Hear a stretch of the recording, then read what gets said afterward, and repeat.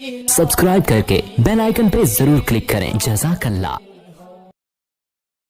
और आगे फरमाया वला तुशरिकू बिही शैआ वबिल वालिदैनी एहसाना, और दूसरा हुक्म क्या दिया, वालिदैन के साथ अच्छा सुलूक। एहसान पता है किसे कहते हैं? खिदमत को नहीं कहते।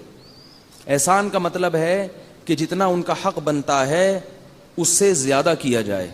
एहसान कहते हैं किसी भी चीज को बहुत ही अच्छे तरीके से करना। जैसे हदीस में आता है ना, नमाज में एहसान क्या है कि ऐसे इबादत करो जैसे इस्तेजार हो कि अल्लाह तुम्हें देख रहा है। तो हर चीज को बहुत उम्दा तरीके से करना। और फरमाया वला तक़्तुलू औलादकुम मिन इमलाक, अपनी औलाद को कत्ल मत करो गुर्बत के खौफ से। नहनु नरज़ुकुकुम व इय्याहुम, रिस्क तुम्हें हम देते हैं और उनको भी हम देंगे। आज औलाद को कत्ल तो नहीं किया जाता, लेकिन प्रेगनेंसी में हमल ज़ाया करा दिया जाता है। और यही होता है कि इसकी फीसें कौन भरेगा, इसके इलाज के खर्चे कौन उठाएगा। 2 बच्चों को पालना मुश्किल हो रहा है, तीसरा आएगा, उसकी फीसें कौन देगा। अल्लाह ने क्या कहा कि इसको रिस्क कौन देगा, मैं दूंगा। ये बहुत बड़ा जुर्म है, याद रखो। हमल रोकना इस नीयत से कि मैं खर्चे कैसे पूरे करूंगा, ये अल्लाह पे इल्जाम है कि अल्लाह को आप ताना दे रहे हैं कि अल्लाह मेरे खर्चे पूरे नहीं हुए थे, मैं तो भूखा मर गया, एक और नस्ल दुनिया में आ रही है। देखो एक सेठ हो, बहुत बड़ा सेठ, और वो कह रहा है जब भी जरूरत हो ना मेरे पास आना। बल्कि बाप की मिसाल देता हूं, बाप अपने बेटे को खिला रहा है पिला रहा है, जब भी कोई जरूरत होती है उसकी जरूरत पूरी कर देता है।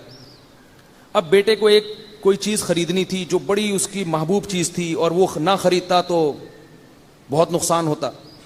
तो बेटे ने इसलिए नहीं खरीदी कि पता नहीं अब्बा मुझे पैसे दें या नहीं दें। बाप को जब पता चलेगा उसको गजब आएगा कि नहीं आएगा, कहेगा यार सारी जिंदगी मैंने आज तक कभी ना की है और तुझे अब कैसे ख्याल आ गया यार। इसका मतलब तू मुझे कंजूस समझता है, या तू ये समझता है कि मेरे खजानों में कमी है। ये तूने सोच कैसे लिया मेरे बारे में। तो अल्लाह इस मामले में बहुत गैरतमंद है। रिस्क के मामले में अल्लाह ने हमें बहुत खिलाया है भाई, सारे खर्चे पूरे किए अल्लाह ने, हमारे जवान कर दिया, पैदा हुए तो माँ की छातियों में दूध पैदा कर दिया अल्लाह ने। अल्लाह कह रहे ये तुम अकल के अंधे हो, तुम पैदा होते हो माँ की छातियों में दूध कहां से आता है ये। इसका मतलब है मुझे पता है कि बच्चे की क्या क्या जरूरतें हैं। अब आगे तुम नस्ल रोक रहे हो कि मैं फीसें कहां से भरूंगा। ये यहूदियों की सोच है जिन पर अल्लाह ने लानत भेजी है। वो ये कहते थे कि अल्लाह के हाथ बंधे हुए हैं, अल्लाह बहुत थोड़े थोड़े खिलाता है, यहूदी कहते थे। अल्लाह को ऐसा गुस्सा आया, कुरान में अल्लाह ने फरमाया गुल्लत ऐदीहिम, इन कम बख्तों के हाथ बंद हो गए हैं। वलुइनु बिमा कालू, और जो इन्होंने कहा है ना इसकी वजह से इन पर लानत है अल्लाह की। बल यदाहु मबसूततान, अल्लाह के दोनों हाथ खुले हुए हैं। तो ना देखो ये ड्रामे जो तुम्हें और नस्ल रोकने के मशवरे दे रहे हैं, ना देखो ऐसी फिल्में। वो जो बोल फिल्म आई थी ना, उसके डायलॉग मुझे किसी ने बताए। वो जो बच्ची ने अपने बाप से कहा कि जब खिला नहीं सकते तो पैदा क्यों करते हो, वो डायलॉग बड़ा मशहूर हुआ, लोगों ने बड़े तबसरे किए, हाँ भाई बिल्कुल सही कहा भाई, जब खिला नहीं सकते इतने दर्जनों बच्चे तो पैदा क्यों करते हो। मैंने कहा अगर मुझे फिल्म में लेके आओ और ये डायलॉग मुझे दो, और वो बच्ची से कहे कि मुझे कहे कि जब खिला नहीं सकते तो पैदा क्यों करते हो, तो मैं उसको ये जवाब दूंगा ये नंबर लगा के। नंबर 1, खाया नहीं है तो इतनी बड़ी कैसे हो गई। ये जो है ना मीडिया आपकी आंखों पे पर्दा डालता है, खुदा की कसम। ये सब यहूदियों से पैसे लेके हमारे कल्चर को तबाह कर रहे हैं। बेटी को बाप का कैसा बदतमीज बना रहे हैं आप देखो।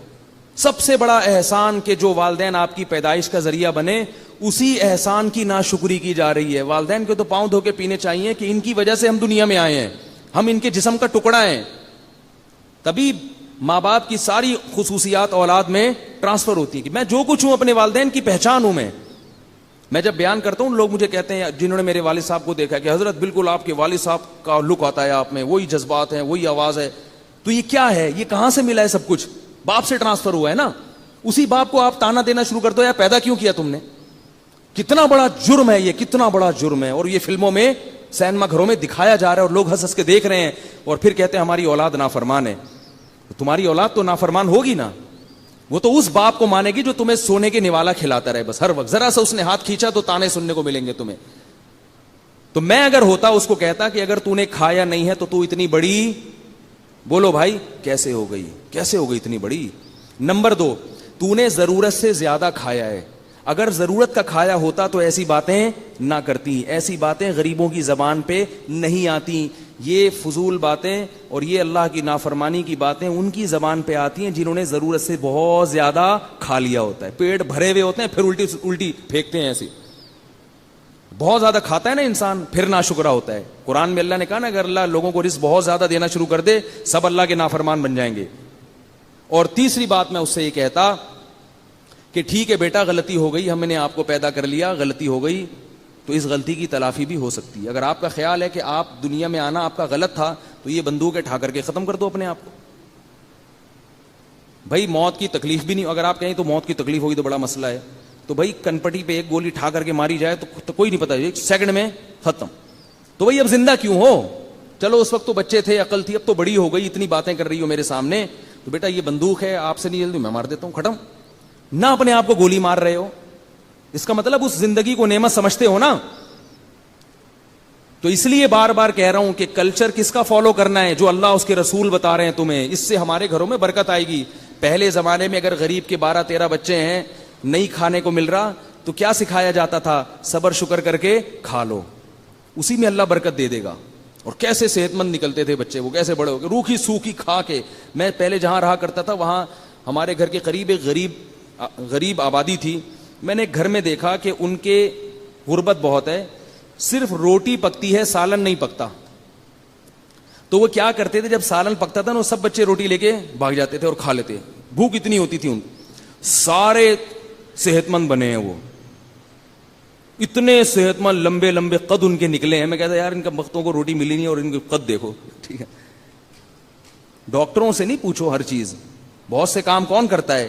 اللہ کا. ڈاکٹروں کی اپنی بیچاروں کی صحت تو دیکھو, ڈاکٹر تو ڈبے پہ ڈبہ لکھتا رہے گا, یہ والا بھی پلا دو, یہ والا بھی ایکچولی اس میں یہ والے آئرن کی کمی ہے, یہ والا پلا دو. غریب, میں نے پٹھان بچے دیکھے ہیں, پٹھانوں کے علاقوں میں رہا ہوں میں, غریبوں کے. ایک پٹھان کو میں نے دیکھا, اس کے ساتھ میں رہا بہت, میں نے دیکھا کہ اس کا بچہ روتا ہے تو روٹی لا کے پکڑا دیتا ہے, صرف روٹی, اور بچہ صرف روٹی کھاتا ہے. اتنا طاقتور, اتنا.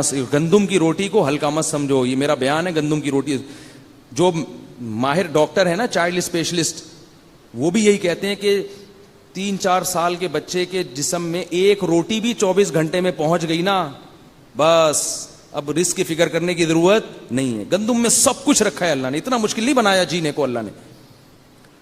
تو اب اگر آپ نسل روکو گے اس لیے کہ خرچے کہاں سے پورے کروں گا, تو یہ کس پر الزام ہے؟ اللہ پر. اس لیے خرچوں کی نیت سے. ہاں اگر کوئی عورت صحت خراب ہو گئی, بیمار ہو گئی, وہ ایک الگ بات ہے. تو جلدی میں آیت کمپلیٹ کروں. نحن نرزقکم وإیاہم, اللہ فرماتے ہیں رزق کون دیتا ہے؟ میں دیتا ہوں, میں. تو یہ نظر کس پہ رکھنی ہے رزق کی؟ اللہ پہ. اگر آپ اللہ پہ نظر نہیں رکھتے تو بھی آپ کبیرہ گناہ کے مرتکب ہو, چاہے ٹانگیں چوڑی کر کے نماز پڑھو یا ٹانگیں پتلی کر کے, ہری پگڑی پہنو یا سفید پگڑی پہنو, کچھ بھی کر لو, جنت میں نہیں جا سکتے. زمانہ ڈھل رہا ہے, مغربی تہذیب میں, لیکن